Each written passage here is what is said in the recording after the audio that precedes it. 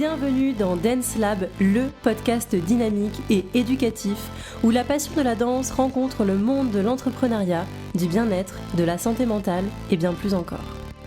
Des conseils, des histoires, des conversations captivantes avec des experts et des personnalités où recommandations et partage d'expériences enrichissent le quotidien des danseurs et pas que. Je suis Maïwenn Bramoulet, danseuse professionnelle aux multicasquettes, passionnée de danse depuis toute petite, ayant pour objectif de lever les voiles sur les fantasmes et les clichés du métier. En vous partageant toutes les facettes, les difficultés, les richesses et les challenges que ce métier comporte. Si cet épisode t'a plu, n'hésite pas à le partager autour de toi, à me laisser une note et un commentaire sur Spotify ou Apple Podcast. Et si tu souhaites participer au podcast, écris-moi. Aujourd'hui, j'accueille les cofondatrices de SPOAD, la maison de la mode active, Lily Lurquin-Dramé et Lucille Froment. Lily est une passionnée de sport, de bien-être et de mode, diplômée d'un master en entrepreneuriat et business development. Lily a débuté sa carrière à Los Angeles chez Anastasia, Beverly Hills. Passionnée par le sport et le mouvement, elle découvre la performance fashion et regrette de ne pas la retrouver en France à son retour. Lucille est diplômée de l'école de commerce l'ESCA. Elle passe 1 an en Asie, 4 mois à Séoul et 6 mois en stage à Hong Kong, où elle réalise des stages dans l'industrie de la cosmétique et du packaging. Elle commence sa carrière dans le marketing développement produit, puis évolue vers les achats. Également passionnée par le sport et le mouvement, elle débute la danse classique à l'âge de 4 ans et pratique jusqu'à l'âge de 12 ans. Elle fera une pause de 3 ans pour se consacrer au fitness, mais reprendra la danse à l'âge de 15 ans. Lily et Lucille se rencontrent à l'ESCA, et de par leur conversation autour du business, de l'entrepreneuriat et leur vision commune de la vie, elles cofondent SPOAD en 2023, une plateforme e-commerce et pas que, dédiée à l'activewear où l'on y retrouve des marques de vêtements de sport pour les femmes qui allient performance, confort et style. Leur objectif, offrir aux femmes les moyens de se sentir belles et performantes dans leurs pratiques sportives. Lily et Lucille sont des femmes inspirantes qui incarnent les valeurs de SPOAD, passion, détermination et conviction que le sport et la mode peuvent être des leviers de bien-être et d'épanouissement personnel. Salut les filles! Salut Maïwenn! Hello Maïwenn! Comment vous allez? Super, écoute, et toi? Très très bien, je suis très contente de vous avoir à mes côtés. Et bien pour commencer, est-ce que vous pouvez nous raconter l'histoire de SPOAD et comment elle est née? Ouais, avec plaisir. SPOAD, écoute, c'est une idée qui a germé il y a quelques temps maintenant, mais qui n'existe que depuis à peine 1 an, moins d'1 an. Elle est née, pour tout te dire, à Los Angeles, puisque moi j'ai vécu là-bas 4 ans et j'ai débuté un mode de vie actif. C'est là où j'ai fait mes premiers pas dans le sport et que je me suis vraiment prise de passion pour le sport et pour un mode de vie actif. Et là-bas, j'ai vraiment vécu en activewear, comme la tradition le veut à Los Angeles. Je sais pas si tu visualises toutes les jeunes femmes qui sont toutes en legging, hyper cool. Et c'est vrai que quand je suis rentrée en France juste avant le Covid en 2020 et que je n'ai pas retrouvé toutes les marques qui m'accompagnaient dans mon quotidien actif, j'ai été hyper frustrée et c'est un constat qu'on a fait avec Lucille, que j'ai partagé avec Lucille. Et on s'est rendu compte que c'est vrai que le sportswear, c'était un milieu qui était très codé masculin, qui n'était pas forcément hyper fun pour les femmes. Et on avait vraiment envie de redonner un petit peu de fun à ce vêtement qui nous accompagne de plus en plus tous les jours et dans notre quotidien. Et du coup, on a décidé de lancer SPOAD. Donc cette frustration, cette codification un petit peu, c'est ce qui vous a inspiré à créer SPOAD.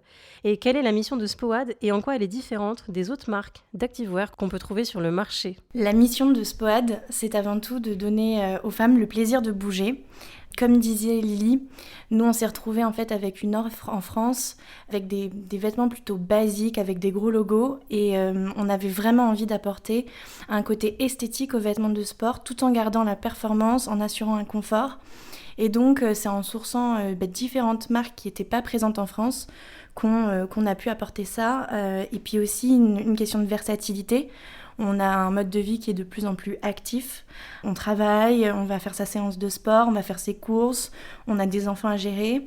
Et donc il nous faut aussi des vêtements qui accompagnent en fait la vie de la femme au quotidien. Et donc c'est SPOAD, ça représente en fait tout ça.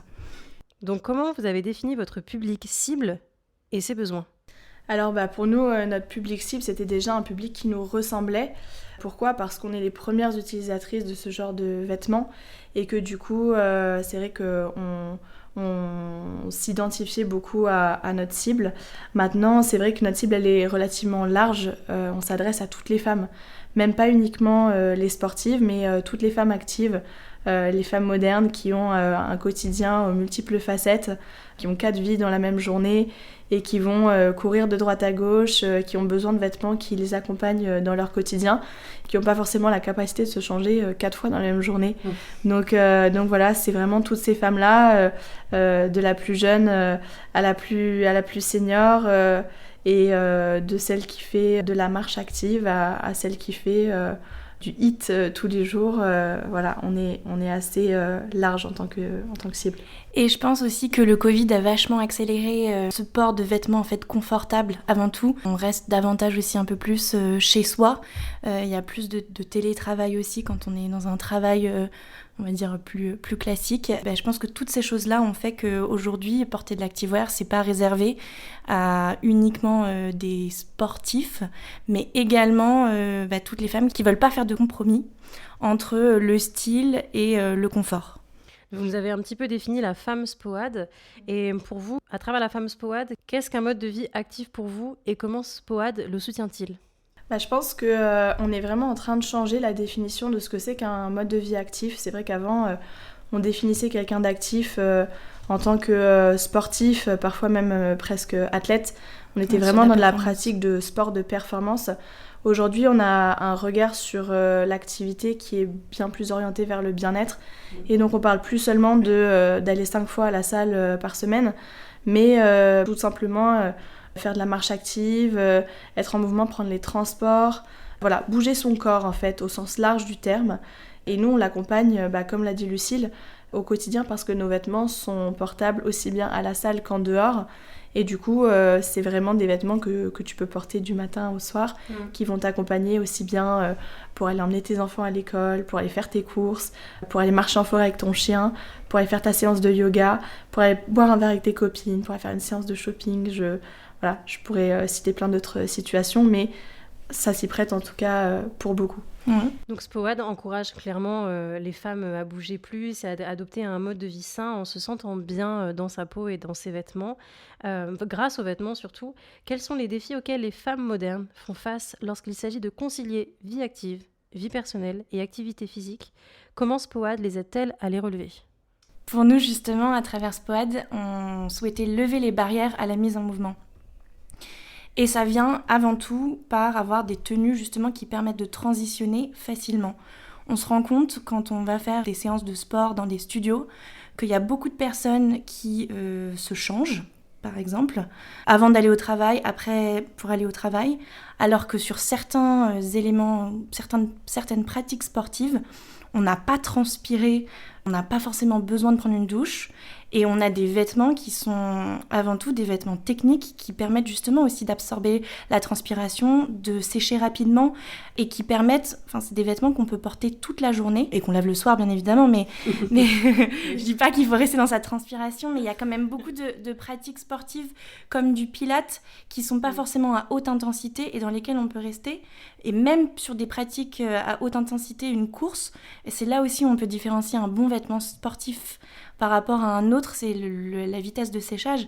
Nous, ça nous arrive d'aller courir et le temps de revenir chez nous, les leggings, ils sont déjà presque secs, la brassière aussi. Et je pense que toute cette partie-là, les gens ne sont pas encore forcément au courant de qu'est-ce qu'un bon vêtement de sport. Moi, je prends souvent cet exemple. Typiquement, moi, je me retrouve dans la situation où le matin, je vais en forêt promener mon chien. Juste après, j'ai une séance de pilates et puis après, j'ai un déjeuner avec une copine. Et ensuite, je dis n'importe quoi, mais aller chez le médecin ou quelque chose. Du coup, je me retrouve le matin à me dire, ok, je vais faire tout ça. Je n'ai pas le temps de rentrer chez moi. Qu'est-ce que je mets ? J'ai pas envie d'enfiler des vêtements qui sont moches, mais pour autant, je peux pas non plus m'habiller en jupe crayon avec des jolis mocassins parce que je vais en forêt et tout ça.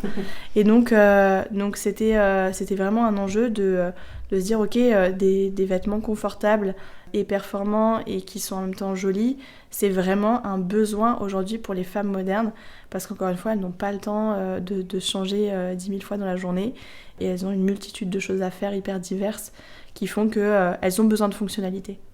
Tu nous parles justement de vêtements confortables et jolis. Et quel est le processus de sélection des marques et des produits que vous avez chez Spoad ? Alors les marques qu'on choisit, le premier critère pour nous, c'était déjà des marques qui nous font rêver. Pourquoi ? Parce que on ne regarde pas une marque qui ne nous fait pas rêver et que du coup, c'était hyper important pour nous de trouver des marques qui ont une image de marque qui nous parle et des produits dont les designs nous séduisent. Voilà, ça c'était hyper important. La deuxième chose, c'était d'avoir des produits qui sont sympas au niveau des matières, au niveau des designs, au niveau des coupes et surtout qu'ils ne fassent jamais de compromis entre la performance et la technicité et le style. Ça, c'est quelque chose qu'on a beaucoup vu dans l'industrie en fait avec toutes les marques de mode qui ont commencé à faire des collaborations avec les marques de sport. C'est que ouais, les designs sont sympas, mais par contre, quand on va regarder au niveau de la technicité du tissu et des matières, bah là, c'était pas forcément top. Les produits se dégradent vite, ou alors ça baille rapidement. Voilà. Encore une fois, un vêtement de sport, un legging, ça paraît tout bête, mais c'est tout plein de fonctionnalités dont on n'a pas forcément conscience au début quand on l'achète. Mais le fait que la ceinture elle soit bien gainante, etc., c'est vraiment des choses qu'il faut regarder et sur lesquelles il ne faut pas transiger. Donc c'était hyper important pour nous. Et puis après, on a vu aussi des marques de sport qui ont parfois vraiment ce côté technique, mais pour le coup, le côté esthétique, il est complètement absent. Et nous, on avait vraiment comme envie de concilier les deux et que le consommateur n'ait pas de choix à faire entre ces deux choses-là. Donc c'est les deux critères, je dirais, principaux qui ont guidé notre choix. Et par la suite, aussi, c'était une volonté de chercher des marques d'activewear qui étaient le plus possible. Enfin, nous, à 90% de nos marques sont fondées par des femmes et sont faites pour des femmes, spécialisées pour la femme.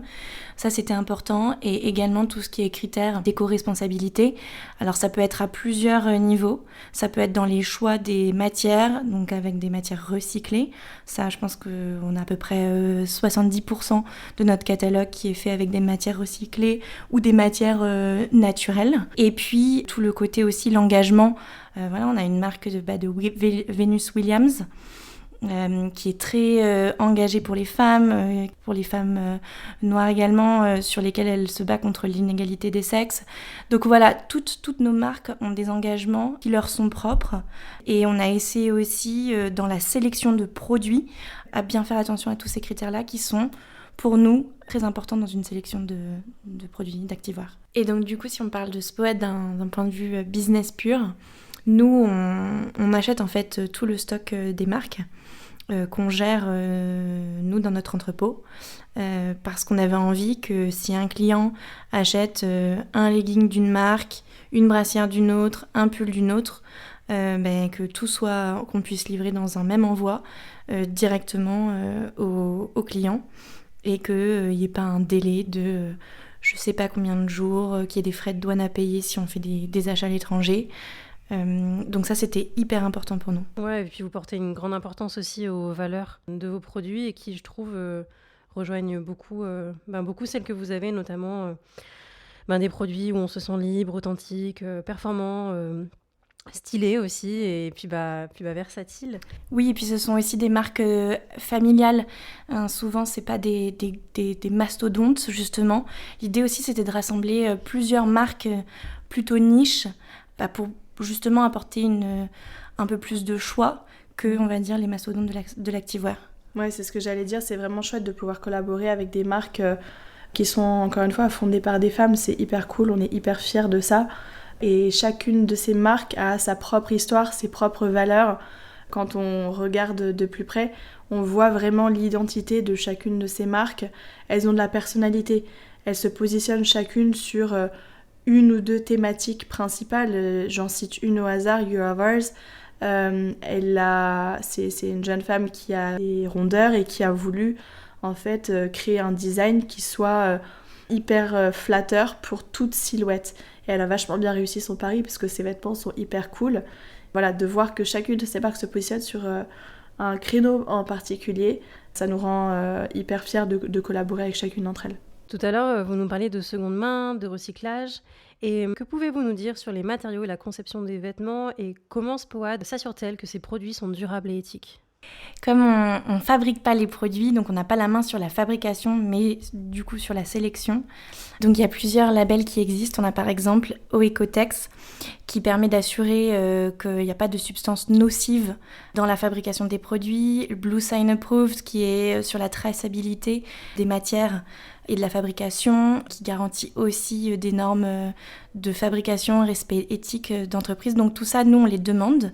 On a envoyé en fait à chaque marque une fiche avec tous leurs critères de sélection et on demande de le mettre à jour et on le met en exergue aussi sur notre site. On a fait une rubrique éthique et éco-responsabilité pour justement mettre pour chaque produit en exergue du coup toutes les notions, tous les critères auxquels ils répondent. Donc ça c'était un choix. Et puis c'est vrai que moi j'allais dire en fait l'activewear et l'industrie du sportwear à la base c'est clairement pas une industrie qui est éco-responsable parce que c'est des produits qui sont quand même faits à base de plastique. Donc c'est un gros défi de pouvoir trouver de l'éco-responsabilité là-dedans.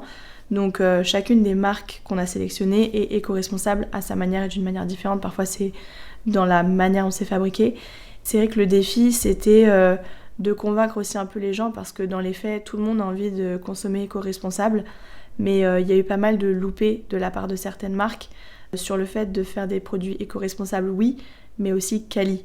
Il y a eu beaucoup de sacrifices du coup sur la technicité du vêtement et sur la performance du vêtement pour le rendre éco-responsable. Et c'est vrai que c'est une grosse tendance qu'on voit dans l'industrie d'essayer d'éco-responsabiliser un petit peu ces vêtements-là. Mais du coup, ça marche pas tout le temps. Donc voilà, on ne dit pas que c'est des produits qui sont parfaits au niveau de l'éco-responsabilité, on ne peut pas prétendre à ça. Mais en tout cas, on a un vrai regard sur la manière dont il est produit et les matières qui sont utilisées quand même. Et puis sur les dernières années, on s'est rendu compte aussi qu'on achète de plus en plus de produits, mais on les porte de moins en moins. Et nous, c'était vraiment un axe sur lequel on voulait appuyer avec Spoad. C'est que quand on achète un legging, on l'achète pas que pour son utilisation sportive, on l'achète aussi pour son quotidien. Et on l'utilise un maximum et on mise du coup beaucoup sur la durabilité des vêtements. Et oui, on a des leggings sur des prix qui sont plutôt premium, mais derrière avec une durabilité et une résistance qui est importante. Et ça, pour nous, c'est hyper important que lorsqu'on fait des choix d'achat, on les porte en fait. Vous nous parliez des tendances liées à l'éco-responsabilité. Et pour vous, quelles seraient les tendances actuelles et futures de l'activewear ? Très clairement, il y a une tendance qui est déjà en marche depuis pas mal de temps, c'est la tendance de l'inclusivité. Donc c'est le fait d'avoir une gamme de taille qui répond à toutes les morphologies. Ça c'est quelque chose qui est pas facile à trouver, surtout dans l'activewear. Donc on essaye de faire de notre mieux pour sélectionner des marques qui offrent une large gamme de tailles. Après c'est vrai qu'en tant que petite marque, au début c'est difficile de jauger comment se stocker sur des tailles qui sont un petit peu moins communes. Mais ça je dirais que c'est une des premières tendances. Et la deuxième, ça va être vraiment celle sur laquelle on essaye de se positionner. Ça va être la tendance de porter de l'activewear au quotidien, dans son quotidien. Donc ça va être typiquement de mettre un legging pour aller au travail. Donc là on est vraiment sur un vêtement de sport qui est beaucoup plus quali, qui a un travail au niveau des coupes et des matières beaucoup plus fin, beaucoup plus détaillé, qui permet de le reporter au quotidien. On est sur un style plus chic. Ça, je dirais que c'est vraiment la tendance qui est en train d'arriver. On est sur une transition dans les codes vestimentaires. Les femmes aujourd'hui ne mettent plus ou quasiment plus de talons aiguilles et de jupes crayons pour aller au travail. Elles ont besoin de plus de confort, mais sans sacrifier leur style et leur féminité. Et c'était vraiment l'enjeu sur lequel nous on voulait se positionner avec Spoad, c'est d'offrir un dressing de mode active. On appelle ça la mode active. C'est la mode certes, mais plus avec un compromis sur le confort et sur la performance. Moi, dans tout ce que tu dis, je pense un peu aux danseurs parce qu'on a 10 000 vies dans une journée. Et c'est vrai que parfois, on ne sait pas trop non plus comment s'habiller pour un casting ou pour ensuite aller à un rendez-vous, quoi que ce soit, et comment rester bien dans ses fringues et dans sa peau. Et pour vous, comment Spoad pourrait accompagner les danseurs ? Nous, je pense, Maëwen, comme tu le sais, étant notre égérie, je pense qu'avec Lily, quand en tout cas on t'a croisée, on s'est tout de suite dit, mais Maëwen, elle incarne vraiment La femme Spoad aussi par sa multipluralité de choses qu'elle fait en une journée. On te voit toujours avec ta trottinette, ton sac à dos, habillée en activewear pour faire tes shoots, tes castings, ton podcast maintenant. Et donc je pense que c'est en ce sens en fait que Spoad prend tout son sens justement. Ça me touche, je m'attendais pas. Je m'attendais pas à ce que vous me donniez comme exemple. Allez, question suivante. Et du coup, comment les vêtements Spoad pourraient être bénéfiques justement pour les danseurs ? Clairement, c'est des vêtements qui aident à sortir du lot en fait. Dans un monde d'activewear très, très sombre, encore une fois, l'activewear, ça a été à la base le sport, et donc le sportswear, ça a été créé par et pour l'homme.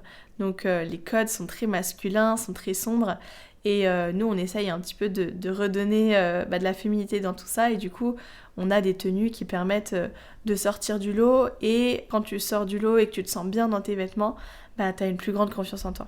Et du coup, typiquement, tu vois, dans des castings, là où la confiance en soi est primordiale, c'est un petit booster de confiance en soi, c'est le petit truc qui va te faire dire que, ok, je me sens bien dans ma tête et je me sens bien dans mes vêtements, donc j'y vais avec ce petit plus de confiance en moi, et voilà, je pense que ça aide à être bien dans sa tête et à sortir du lot. Et d'ailleurs, pour la petite histoire, SPOAD, c'est quand même un acronyme pour toutes les hormones du bonheur qui sont sécrétées, et notamment quand on fait du sport, donc sérotonine, phénylatylamine, ocytocine, adrénaline, dopamine, endorphine. Donc ça, on voulait vraiment que ça soit évoqué dans notre nom, parce que c'est vraiment ce qu'on essaye, et c'est vrai qu'on en a peut-être un peu moins parlé en début de podcast, mais le côté de quand on est bien habillé, en fait on se sent en confiance, on se sent prêt à affronter notre journée, et c'est le petit booster en plus. Donc ça, c'est pour nous hyper important. Puis toi qui fais de la danse aussi, Lucille, tu te sens bien dans ces vêtements quand tu vas prendre tes cours, tu te sens max de ta confiance en soi, tu te dis là je vais faire des grands battements de fou. Ouais, alors maintenant c'est vrai que je suis plus trop juste au corps collant, même si on a quelques juste au corps, mais oui, c'est vrai que je trouve que c'est plus moderne aussi. Enfin, moi, je fais de la danse classique, donc c'est quand même assez codifié. Enfin, j'ai rien contre la tunique traditionnelle avec les collants, mais je pense que ça permet aussi En fait, ça permet juste d'avoir une identité peut-être un peu plus personnelle à soi, qui est justement important dans la danse. Dans la danse, il y a toute la partie technique, mais il y a aussi toute l'expression de soi. Enfin, voilà comment on incarne ou des rôles ou des variations, des choses comme ça. Et je pense que d'avoir des tenues qui sont du coup moins normées, mais un peu plus juste qui reflètent sa personnalité, c'est assez important en fait. C'est vrai qu'on parle beaucoup de... Spoad, c'est pour les femmes, mais en danse, y a le côté aussi inclusif. Et j'ai souvent des potes, des mecs qui m'ont dit « c'est que pour les femmes et tout, mais il n'y a pas pour les hommes. » Est-ce que vous auriez pensé peut-être à faire une section hommes, ou d'ailleurs juste dire en fait, c'est ok, les leggings, c'est pas parce qu'ils sont codifiés femmes que tu ne peux pas les porter ? Complètement. C'est vrai que... On nous le dit beaucoup, que les hommes rencontrent les mêmes problématiques que les femmes finalement, de trouver des vêtements qui leur plaisent et qui soient aussi un peu versatiles comme ça. Donc non, carrément, franchement, si les hommes ont envie de porter des leggings, s'il vous plaît, faites-nous plaisir. Et puis à l'avenir, c'est clair qu'on pensera, on l'a déjà dans un coin de notre tête, de développer une offre homme. C'est vrai qu'on s'est positionné sur la femme parce que souvent c'est un petit peu celle qui entraîne les tendances, notamment dans la mode, et puis c'était plus simple pour nous parce que c'est encore une fois, on est des femmes, donc on sait de quoi on parle et on sait de quoi on avait envie, mais on n'a pas du tout envie de mettre les hommes à l'écart, et on sait qu'il y a tout un marché aussi de ce côté-là. Et puis l'activewear, c'est aussi beaucoup né de la pratique du pilates et du yoga. C'était de base aussi des pratiques qui étaient assez féminines, et on voit aussi de plus en plus d'hommes qui se mettent à ces pratiques-là, et je pense que ça va aussi beaucoup suivre sur les prochaines années, des gammes justement un peu plus qui permettent d'être un peu plus flexibles pour les hommes et pour les accompagner dans ces pratiques qui ne deviennent plus que féminines, mais aussi mixtes. Ouais, c'est clair. Donc let's go, en fait, que chacun porte des leggings comme il le veut, comme il le souhaite, et tant qu'on se sent bien dans sa peau et dans sa tête, c'est le principal. Complètement. Est-ce que, on parle de danse, est-ce que vous auriez des collaborations ou des initiatives spécifiques liées à la danse, des salles avec lesquelles vous aimeriez collaborer C'est vrai qu'il y a des salles qui font rêver. Typiquement, il y a cette méthode de danse fusion fitness qui s'appelle Calonne, qui est en train de développer son propre studio. Ça, c'est une collaboration qu'on adorerait faire plus tard. Après, même au niveau de collaboration avec des danseuses ou des danseurs, nous, on est ouverte à tout. Et je pense que c'est un sport qui mettrait en lumière à merveille ce type de vêtements, effectivement. Comme on l'a dit, de par la flexibilité, déjà le besoin de confort, vous pouvez pas être restreint par vos mouvements en danse. Donc je trouve que ça met du coup bien en exergue le fait que ce type de vêtements, c'est fait pour collaborer avec vous et pas pour vous contraindre.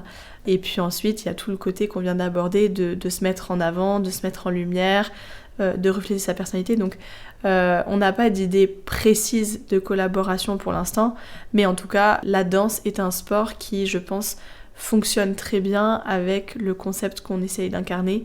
Et du coup, j'espère qu'on aura de belles collaborations à venir plus tard. Je vous le souhaite, sincèrement. Et pas que dans la danse, d'ailleurs, avec tous les sports. Parce que les vêtements Spoad ne sont pas dédiés que à la danse, ils sont dédiés à tout type de sport, en passant peut-être du tennis, au yoga, au pilates, comme pour boxer. Exactement. Et écoutez, les filles, l'épisode touche bientôt à sa fin. Mais c'est pas fini, j'ai encore quelques petites questions. Quels conseils donnerez-vous aux femmes, peu importe, à toutes les personnes qui souhaitent se mettre au sport ? Alors moi, le premier conseil, ça serait de commencer pour les bonnes raisons. Souvent, on commence pour les mauvaises, c'est-à-dire pour, en général, perdre du poids ou se former le corps de ses rêves. Et je pense que c'est un objectif qui ne maintient que du court terme. Je pense qu'il faut commencer le sport pour avoir envie de se sentir bien dans son corps et dans sa tête, pour avoir envie de se sentir en pleine possession de ses moyens. Je dirais vraiment de commencer pour les bonnes raisons, de trouver du jeu dans le sport, de trouver la bonne manière qui vous correspond. On entend plein de conseils sur Instagram, de dictates, et en fait, il n'y a rien qui est vrai ou faux. Il faut trouver ce qui marche pour nous-mêmes. Et donc voilà, je pense qu'il faut tester, essayer, échouer, souvent trouver le bon sport, trouver la bonne cadence, trouver la bonne manière de faire. On a plein de contraintes en fait qui nous empêchent de tenir notre objectif à long terme. Mais voilà, il faut essayer de se remettre en selle quand on se dit là j'ai fait trop pendant quelques temps, ça ne marche pas avec mon emploi du temps, peut-être que je vais faire un petit peu moins. Ou alors peut-être que je vais faire à la maison, même si à la base j'avais envie d'aller à la salle, j'ai pas le temps. Donc à la maison il y a des choses qui peuvent être hyper bien à faire déjà, et c'est un bon début. Donc pas se mettre une pression folle de se dire je vais aller 5 fois faire mes cours de sport, ou alors je veux courir tant de kilomètres. Voilà, faut se mettre des objectifs raisonnables et qui marchent pour soi-même. Oui, et puis j'ajouterais juste à ça peut-être, mais comme avait dit Lily tout à l'heure, commencer aussi par marcher, plus peut-être moins prendre le métro, prendre son vélo, commencer par des choses comme ça, parce qu'il y a quand même une chose qui est formidable au sport, c'est que plus on en fait, plus on a envie d'en faire. Et donc déjà commencer à se mettre en mouvement, et puis effectivement trouver son truc. Il y a des personnes, c'est sur quelque chose qui va être plus intense, mais sur du court terme. Il y a des gens qui préfèrent des périodes plus longues, mais du coup quelque chose de plus doux. Et je pense que c'est très important de s'écouter et d'écouter son corps aussi, pour se dire, savoir, et s'écouter, c'est pas que faire ce qu'on a envie de faire, c'est aussi savoir quand il faut se pousser et un petit peu se challenger pour aller plus loin. Et je pense que ça, c'est hyper important aussi. Tu parles de challenge, justement, quels sont vos projets pour l'avenir avec Spoad, ou vos projets même perso ? Alors, nos projets avec Spoad, c'est potentiellement d'ouvrir une boutique. On a beaucoup été dans des salles de sport parisiennes cette année pour rencontrer notre cible. Et c'est vrai qu'on remarque à quel point c'est hyper important pour les clientes de voir les produits en vrai, de pouvoir toucher les matières, de pouvoir essayer. C'est quand même des vêtements qui mettent parfois en face des complexes et qui du coup ont vraiment besoin d'être essayés. On voit souvent des femmes qui arrivent avec beaucoup d'a priori en disant non mais moi je sais que ça m'ira pas, moi je sais que ça ce genre de coupe ça me va pas, et en fait on les fait essayer et finalement ça va, et puis inversement. Donc voilà, une boutique, on l'espère, verra le jour aussi prochainement qu'on pourra. Et puis ensuite, probablement d'autres belles collaborations avec d'autres salles de sport. Et voilà, the sky is the limit. Donc franchement, on n'en est qu'au début et j'espère que le meilleur reste à venir. Je vous le souhaite vraiment, les filles. Mais en attendant, si on ne peut pas vous trouver en boutique, où est-ce qu'on peut vous trouver ? En attendant, on est en ligne sur notre site internet, donc www.spoade.com. Et sur Instagram, @spoadactive, donc SPOADE, active, ACTIVE. Et sur LinkedIn aussi. Ouais, sur LinkedIn, et puis aussi effectivement dans toutes les salles de sport parisiennes avec qui on collabore à travers des pop-up. Donc ça, il faut nous suivre sur Instagram pour savoir où et quand on sera et comment vous pourrez nous rencontrer. Et un dernier message pour les femmes, pour les personnes qui auront écouté cet épisode. Moi, je dirais oser, déjà dans un premier temps. Oser être vous-même, oser sortir des codes trop restrictifs, oser exprimer votre personnalité. Et moi, je dirais, venez tester Spoad. J'adore. Merci beaucoup les filles pour vos mots, pour vos paroles entreprenantes, pour mettre en valeur la passion pour l'autonomisation des femmes. Et merci pour votre engagement à collaborer avec des vêtements de qualité qui encouragent un mode de vie actif. Merci à toi, Maïwenn. Merci, Maïwenn. Bisous. Bisous.